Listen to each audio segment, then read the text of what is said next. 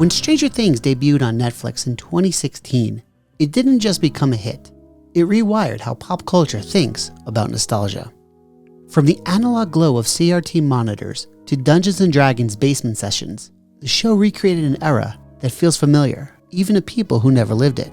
But how did the story of a small town and a girl with telekinetic powers become the most influential nostalgia machine of the 21st century? As a New York Times critic once wrote, with Stranger Things, Netflix delivers an eerie nostalgia fix.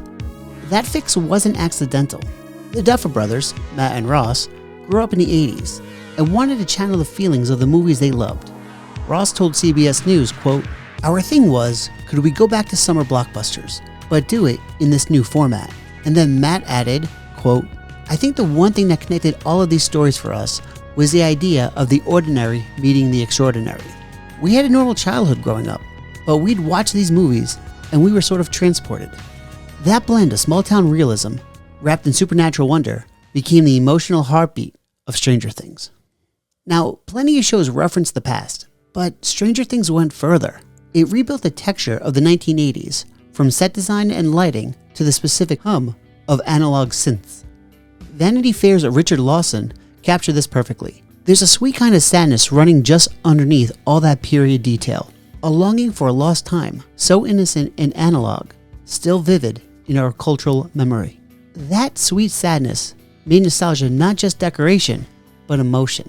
It invited audiences to feel the ache of remembering a world just before everything went digital. Even The Hollywood Reporter observed that Stranger Things was, quote, "still more than mere nostalgia." It's a crucial point. The show isn't just about looking back, it's about what we've lost and why that matters. The New Yorker's Emily Nussbaum called the series, quote, "a genre throwback to simpler times, yet it's also haunting with a rare respect for both adult grief and childhood suffering." That insight reveals something deeper. Stranger Things doesn't just sugarcoat the past. The 1980s of Hawkins isn't purely innocent. It's filled with danger, fear, and government secrecy. It's a mirror, not a postcard. And as Matt Duffer told E! News, quote, "if the show was only working because of nostalgia, it wouldn't be working with a 10-year-old. And that's the genius. The nostalgia draws you in, but the character and the emotion keeps you there. By season 4, nostalgia has become a cultural currency. Fast Company stated, "The 1980s are back, and nowhere more so than in nostalgia-filled season 4 of Stranger Things." The ripple effects were everywhere. Kate Bush's Running Up That Hill shot back to #1 on the charts, 37 years after its release. Vintage clothing, Walkmans, synthwave playlists flooded TikTok, and entire brands leaned into retro marketing, from Pizza Hut to Coca-Cola's new Coke tie-in. Stranger Things didn't just capitalize on nostalgia, it re-commercialized it. Even the creators saw nostalgia as a cycle. Matt Duffer told The Guardian, quote, "people our age have some nostalgia for the 80s. When you were our age in the 80s, you had a nostalgia for the 50s. And that's the key. Stranger Things tapped into something universal, the human instinct to look backward for comfort.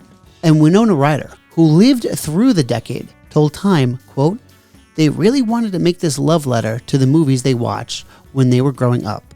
I know nostalgia has come back a lot." Ryder's performance itself became a symbol, an icon from the past, guiding new generations through it again.